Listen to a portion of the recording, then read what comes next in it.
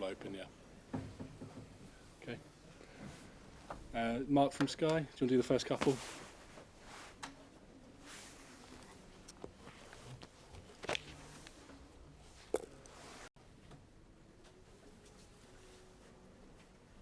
Jurgen, congratulations. Another massive 3 points that takes you to within 3 of Manchester City. How do you assess your side today? Difficult game, good opponent. Needed a few minutes to find into the game. From the moment on when we found into the game, we controlled it in a really good way. I don't think you can deny Brighton constantly, completely, because the quality they have. But we did quite well and scored a wonderful goal in a really good situation. Could have scored more. One good balls, good real chances from open play situation or counter-attacking moments, or both. I like that a lot, and I don't expect us to be 2-3-0 up or whatever at Brighton. I really respect Brighton too much. So it was fine for half time. We showed the young boys a few situations, how we have to play, how we have to defend them. We expect them to change, not about player, but formation maybe again. That's what they usually do against us. And second half started again with a situation for Brighton, but then after that we controlled it again. Scored a second goal in the last few minutes. Yeah, the chance they had were too big. Ali is a world-class goalie, but from my understanding, he should not show that in each game. Should not have to show it in each game. But he showed it again. That's good. That's why we have a clean sheet. I think we deserve the 3 points, and that's actually all what I'm interested in, and so happy about most of the things. Once again, Luis Diaz, instrumental for you today.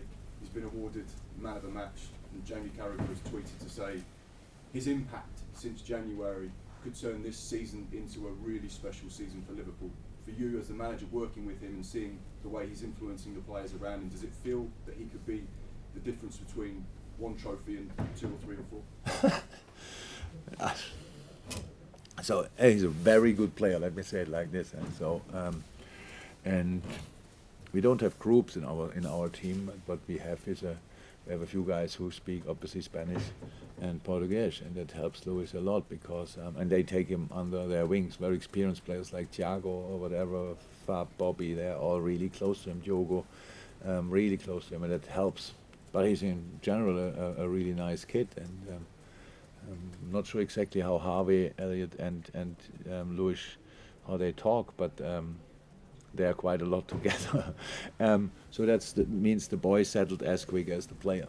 And for the player, I can say, when we were looking at him, it's not so easy to bring in a player in the winter without any kind of preseason. But with Luis, it was so interesting because the way he plays is exactly played at Porto is exactly the way we wanted him to play here. So he didn't have to change really. Still has to adapt in moments, especially defensively. But he has speed and is a pretty good. He can carry the ball pretty quick, and his dribbling is not bad. I don't think we saw already his full range of shooting skills. I saw when we scouted him a couple of really nice ones. So there's a lot of space for improvement, but yes, he's a good player. Okay. Anyone else? Yeah. Just on Luis Diaz, Jurgen, I mean, what did you make of the goal and all that happened around it? I mean, bravery by Luis, but yeah. What about the goalkeeper?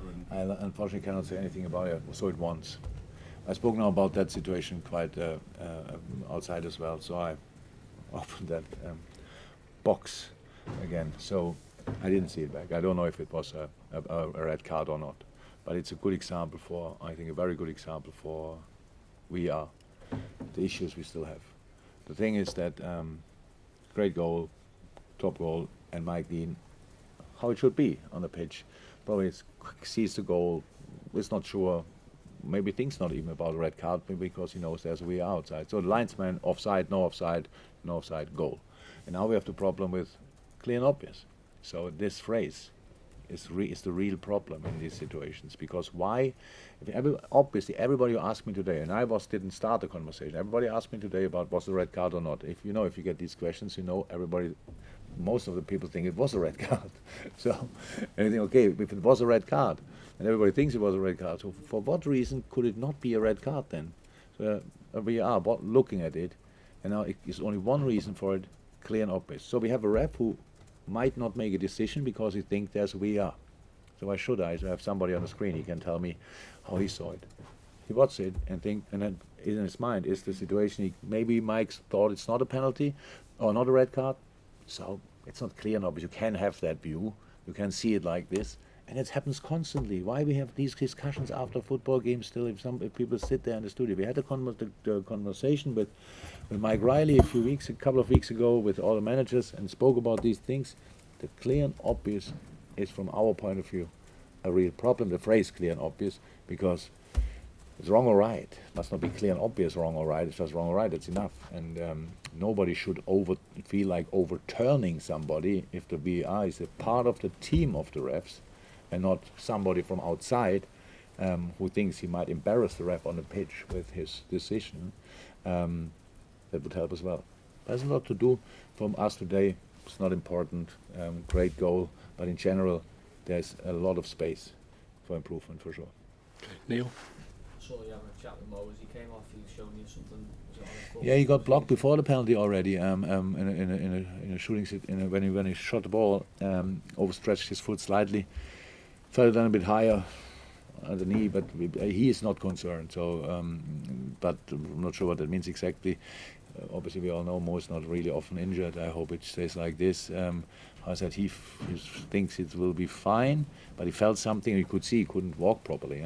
So we need further assessment for sure. Would you left him on if it had been 2-0? Would you have still taken him off at 1-0, or was it easier to take the precaution? No. We would have taken him off at each result if he can. Of course, we have options. Bobby didn't even play today, so no. It was. I saw it immediately, but then it went all pretty quick. Penalty, bam, bam, bam. Mo took it, and then after that you could see going down. And not sure that happened before, to be honest, that he went down. Yeah. Okay, we'll take the last question with Matt Lorenzo, please. Graham Potter, widely regarded as one of the best coaches around. What's your opinion on him? It is definitely. I respect a lot what Graham is doing. I said it already in another interview. I really hope that people here know what they have. Maybe they lost the last 5 games, possible. So that's Premier League. That can happen. But in these kind of things, it's very important the way you lose it. And today they played a good game. I think we were better, more decisive in the right moments, and there are a few issues Brighton has definitely. But the way he sets the team up and the way they play, I couldn't respect more. Between football people, Graham is real football people. Graham's really highly regarded. I like watching his team a lot. Don't like playing them too much, but you're right. It's a really good one. Okay, thank you very much, everyone. Welcome. See you.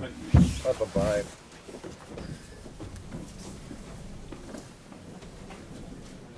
Hey guys, thanks for watching the show. Hope you enjoyed it. If you want even more Redmen TV content in your lives, both in video and podcast formats, do check out our subscription service, Redmen Plus, over on the redmentv.com. And Ross, why should these good people sign up to Redmen Plus? You should do that right now, because you'll get access to exclusive documentaries, interviews, and all our pre- and post-match content. Plus, for the business end of the season, there's 2 games a week for most weeks, so you get even more for your money. Head on over to the redmentv.com and sign up to Redmen Plus.